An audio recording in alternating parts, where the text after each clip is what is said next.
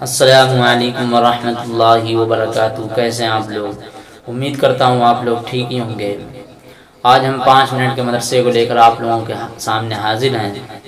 یہ 5 منٹ کا مدرسہ آپ لوگوں کو بہت ہی سمجھ میں آئے گا۔ نمبر 1 ہے اسلامی تاریخ، حضرت معین الدین چشتی رحمۃ اللہ علیہ۔ حضرت معین الدین چشتی رحمۃ اللہ علیہ افغانستان کے ایک گاؤں سجستان میں 537 ہجری میں پیدا ہوئے۔ اسی کی طرف نسبت کرتے ہوئے انہیں کیا کہا جاتا ہے؟ سنجری کہا جاتا ہے۔ آپ رحمۃ اللہ علیہ سلسلہ چشتیہ کے بانی ہیں۔ 20 سال تک اپنے پیر و مرشد حضرت عثمان ہارونی رحمۃ اللہ علیہ کی خدمت میں رہے۔ پھر خلافت ملنے کے بعد ہندوستان کا رخ کیا۔ اس وقت پورے ہندوستان میں کفر شرک کا بول بالا تھا۔ لوگ خدا واحد کو چھوڑ کر اینٹ، قبر، آگ، پتھر، کیا درخت، جانور، گائے، گوبر کی پوجا کرتے تھے۔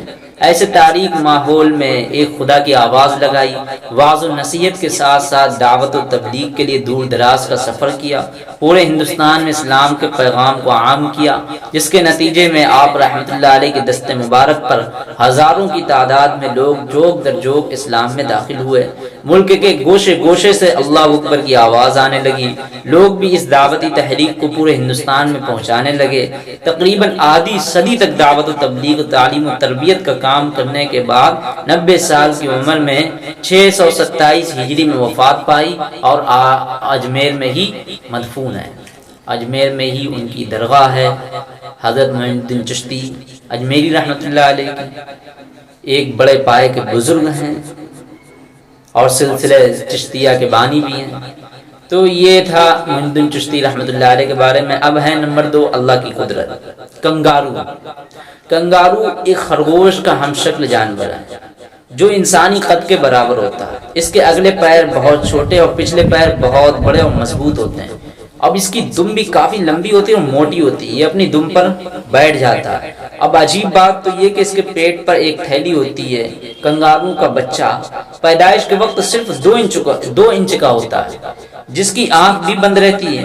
اس کے باوجود اپنی ماں کے جسم کے بالوں کو پکڑ کر سیدھا اس تھیلی میں پہنچ جاتا ہے اور وہاں دودھ پی کر بڑا ہوتا ہے۔ زیادہ وقت اسی تھیلے میں گزارتا ہے۔ کنگارو اس کو ہر جگہ لیے پھرتا ہے، آپ نے دیکھا ہوگا، پھر کھلاتا ہے، پلاتا ہے۔ اب ایک بات ہے کہ بھلا بتلاؤ تو صحیح کہ اس چھوٹے سے بچے کو تھیلی کا راستہ کون دکھاتا؟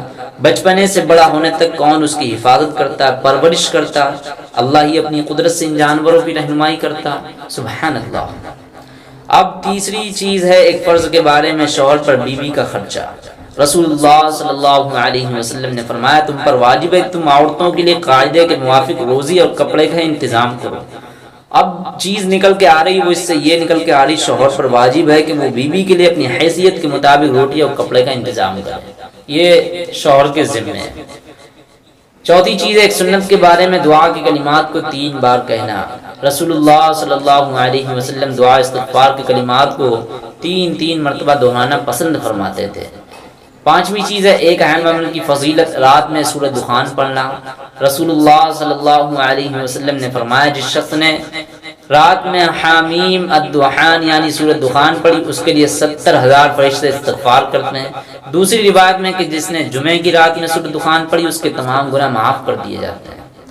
نمبر 6 ایک گناہ کے بارے میں، قرض نہ لوٹانے کی نیت سے لینا۔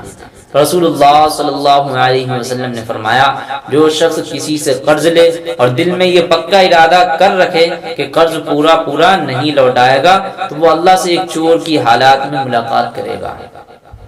اس کی نیت نہیں ہے قرض لوٹانے کی تو وہ اللہ سے کیا کرے گا؟ ایک چور کی حالت میں ملاقات کرے گا۔ 7ویں چیز ہے دنیا کے بارے میں، دنیا ختم اور جلدی سے چھوڑنے والی چیز ہے۔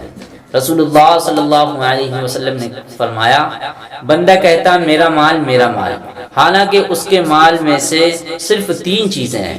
پہلی چیز یہ کہ وہ مال جو اس نے کھا کر ختم کر دیا، دوسری چیز وہ مال جو پہن کر اس نے اتار دیا، تیسری چیز وہ مال جو صدقہ دے کر آخرت کے لیے ذخیرہ کر لیا۔ اب باقی جو اس کے علاوہ اس کے پاس جو کچھ بھی ہے وہ ختم ہونے والا اور لوگوں کے لیے وہ اس مال کو چھوڑنے والا ہے۔ تو 8ویں چیز ہے آخرت کے بارے میں، قیامت کا حال۔ قرآن میں اللہ تعالیٰ فرماتا ہے بے شک فیصلے کا دن متعین ہے، یعنی جس دن سور پھونکا جائے گا پھر تم لوگ گروہ در گروہ ہو کر آؤ گے آسمان کھول دیا جائے گا، اس میں دروازے ہی دروازے نکل آئیں گے، پہاڑ چلا دیا جائے گا، پہاڑ اتنا بھاری ہوتا ہے پھر بھی وہ کیا ہو جائے گا؟ ریت کی طرح ہو جائے گا۔ نمبر 9 ہے طب نبی سے علاج، جوڑوں کے درد کا علاج۔ رسول اللہ صلی اللہ علیہ وسلم نے فرمایا انجیر کھاؤ کیونکہ یہ بواسیر کو ختم کرتا ہے اور جوڑوں کے درد میں بے حد مفید ہے۔ 10ویں چیز ہے قرآن کی نصیحت۔ قرآن میں اللہ تعالیٰ فرماتا ہے تم کو کیا ہو گیا، تم اللہ کے راستے میں خرچ نہیں کرتے، حالانکہ آسمان اور زمین سب میراث اللہ ہی کے لیے۔ اللہ تعالیٰ ہم لوگوں کو کہنے سننے سے زیادہ عمل کرنے کی توفیق عطا فرمائے، آمین۔